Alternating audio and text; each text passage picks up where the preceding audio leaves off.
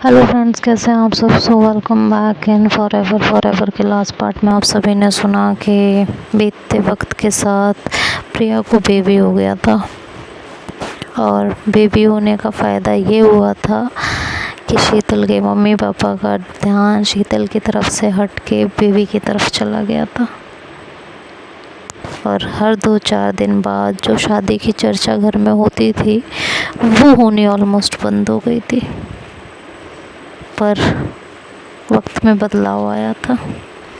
जो चीज़ शीतल के साथ होनी बंद हो गई थी वो श्री के साथ शुरू हो गई थी। और ये कोई नई बात नहीं थी, ये तो होना ही था। शादी की चर्चा स्टार्ट हो चुकी थी और नानी ने सीधे सीधे साफ लफ्ज़ों में बोल दिया था कि मेरी अब तबीयत ठीक नहीं रह पाती, पता नहीं कब मौत आ जाए, तो बस मैं श्री की शादी देख कर मरना चाहती हूँ। श्री ने कहा, तुम्हें अभी सेवा की ज़रूरत है, टाइम पर खाना मिलना चाहिए, दवाइयाँ मिलनी चाहिए, तो अभी मैं शादी नहीं करूँगी। लेकिन इस बार ये तर्क कोई काम नहीं आया। नानी कुछ नहीं सुन रही थी। उन्होंने सीधे सीधे कह दिया कि नहीं, मैं मरने से पहले श्री की शादी की जिम्मेदारियां निभा लेना चाहती हूँ बेटा, श्री के पापा से कहा, और श्री की शादी जल्दी से करवा दो बस। श्री को लग रहा था कि वो उसकी नानी इस बार उसकी शादी करवाए बिना नहीं मानेंगी और ना मरेंगी। शादी का सोचकर उसका मन कांप उठा था। घर में धीरे धीरे प्रेशर पड़ने लगा था और श्री का दिमाग खराब रहने लगा था। और श्री चाह कर भी ये बात शीतल को नहीं बता पा रही थी। एक दिन घर में फिर से ऐसे ही चर्चा हुई कि श्री शादी का क्या सोचा है, मैं लड़के ढूंढ रहा हूँ। श्री ने कहा, नहीं पापा, मुझे शादी नहीं करना है, आपको पता है। तो उसके पापा ने कहा, तुम हर बार यही तर्क दे के मना कर देती थी। पहले हमें तुम्हारी बातों में लॉजिक होता था इसलिए चुप हो जाते थे और ना तुम्हारी इतनी एज थी, बट अब तुम्हारी एज होती जा रही है और शादी करना ज़रूरी है।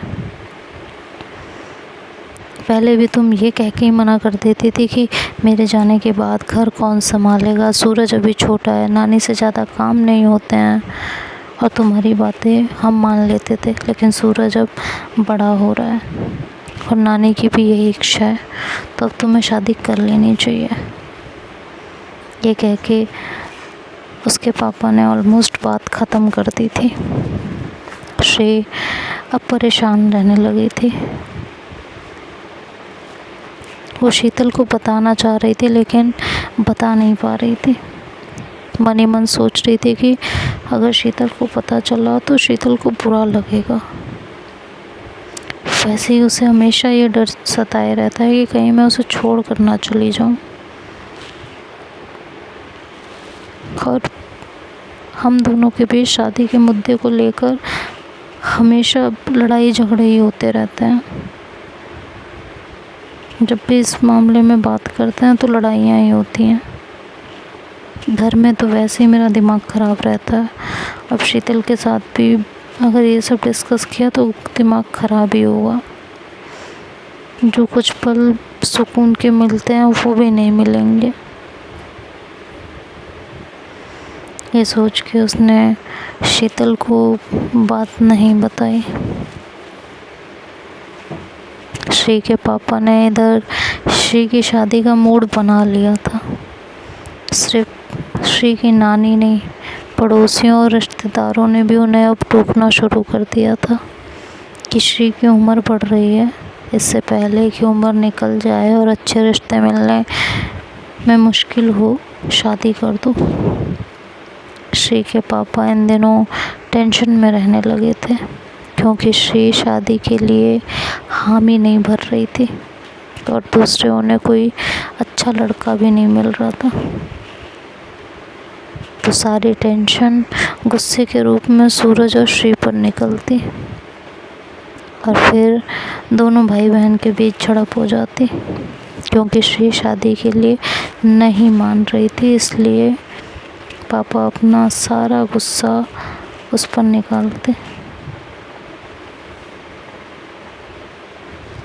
वो कहते वो क्यों नहीं शादी कर लेती, क्या दिक्कत है, कहीं किसी लड़के का चक्कर है क्या जो वो नहीं मान रही। ये सब सुनकर श्री को गुस्सा आता तो सूरज के साथ तीखी बहस हो जाती, पर श्री की कोशिशें जारी थी। शादी के लिए वो बराबर मना किए जा रही थी।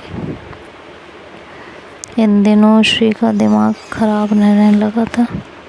इस वजह से वो छोटी छोटी बातों पर ओवर रिएक्ट कर जाते थे, खासकर शीतल के साथ। शीतल को ये बात महसूस हो रही थी। वो मन ही मन सोच रही थी कि आखिर श्री को क्या हुआ है, वो इतनी इरिटेटेड, इतनी परेशान क्यों रहने लगी है। ये सोचकर उसने उन बातों को जानने की कोशिश की। उसने श्री से पूछा कि श्री क्या हुआ है, बताओगी। लेकिन श्री शीतल को नहीं बता पाती, और जब शीतल ज़्यादा पीछे पड़ जाती तो कोई ना कोई बात बना देती या बहाना बना देती। वक्त ऐसे ही चल रहा था।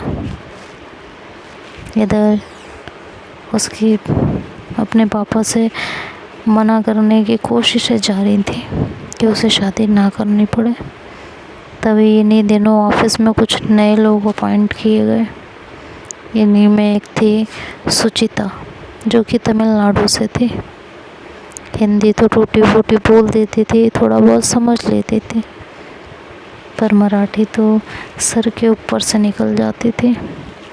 और मुंबई जैसे शहर में हिंदी या मराठी तो आनी ही चाहिए। ऑफिस में तो इंग्लिश बोलकर काम चल जाता था, पर बाहर और ख़ासकर ऑटो वाले, बस वाले, रिक्शा और बाकी लोकल्स के साथ बातचीत करने में बहुत दिक्कत आ रही थी।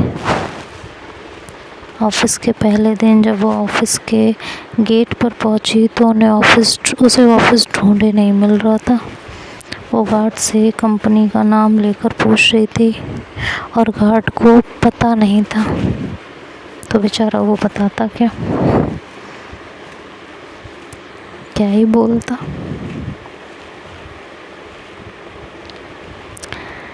गार्ड उनसे कौन से माले पर जाना है पूछ रहा था अपनी भाषा मराठी में, और वो उसकी बात नहीं समझ पा रही थी। वो हैरान परेशान खड़ी थी।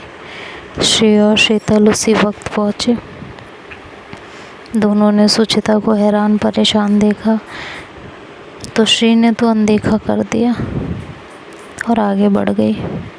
शीतल भी उसके साथ आगे बढ़ी थी, पर न जाने उसके मन में क्या आया तो वो पीछे पलटकर आई और उसने गार्ड से पूछा कि क्या हुआ, कोई बहस हुई है क्या मैडम से। गार्ड ने कहा कुछ समझ ही नहीं आ रहा, तो बहस क्या होगी, पता नहीं क्या बोल रही हैं, मैंने तो ये भाषा ही नहीं सुनी आज तक। तो शीतल ने सुचिता से इंग्लिश में पूछा कि is there any problem. Suchita ने कहा I can't find any office and it's my first day. Sheetal ने कहा you have any address, name, anything. Suchita ने कंपनी का नाम बताया तो शीतल बोली come I will show you. तो सुचिता उसके पीछे बोली। लिफ्ट में घुसते हुए शीतल ने खुद को इंट्रोड्यूस करवाते हुए कहा I am Sheetal, and Shree की तरफ इशारा करते हुए कहा कि she Shree and we are in the same office. Suchita ने भी मुस्कुराकर अपना नाम बताया। ऑफिस में घुसते हुए शीतल ने मुस्कुराकर कहा welcome to our office, our office.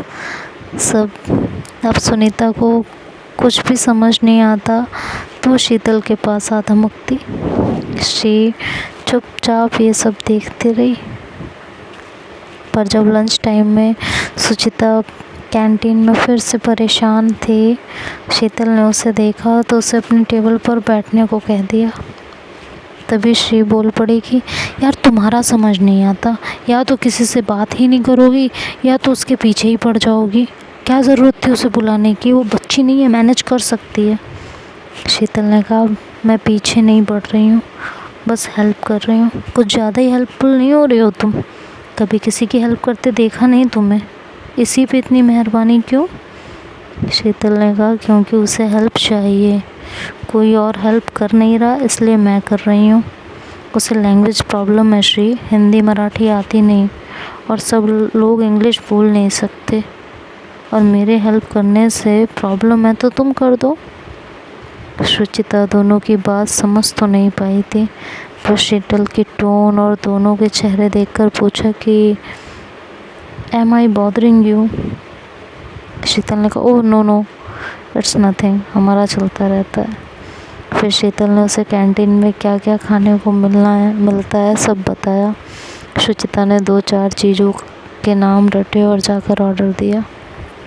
फिर उसने शीतल से पूछा can you do me a favour? Sheetal ने हाँ में सिर हिलाकर कहा श्योर।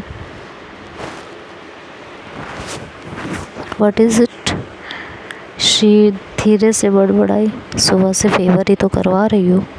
शीतल ने श्री की बात सुन ली थी पर कुछ बोली नहीं। सुचिता ने कहा can you help me to get a taxi? I don't know much about area और रूट। शीतल ने उससे पूछा कि वो सुबह कैसे आई थी और उसका घर कहाँ है। सुचिता ने बताया तो शीतल बोली मेरे साथ ट्रेन में चलना, मैं समझा दूँगी, तुम्हें रोज़ ऑफिस आना है, टैक्सी में कितने दिन आओगी? ये सारी बातें शीतल ने इंग्लिश में बोली थी। अब आप लोग ये मत पूछने लगना मुझसे कि उसको तो हिंदी आती नहीं तो शीतल ने हिंदी कैसे बोली, क्योंकि आप लोग पॉइंट आउट बहुत करते हो। ये सारी बातें उसने इंग्लिश में बोली थी, मैंने हिंदी में आप लोगों को बताई हैं। तो देखते हैं अब आगे क्या होगा, ये तो अब नेक्स्ट पार्ट में सुनेंगे। तब तक के लिए bye bye, take care, good night, शब्बा खैर, सब कुछ अभी। हाँ, बाय बाय।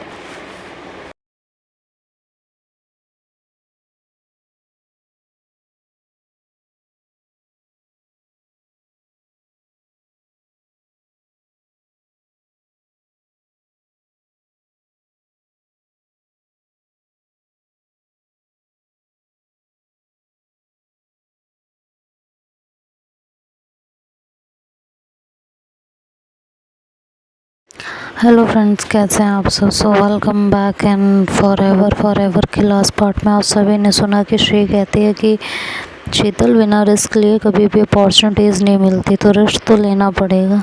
इंसान हमेशा पहले से बड़ी कंपनी में नहीं जाता है, धीरे धीरे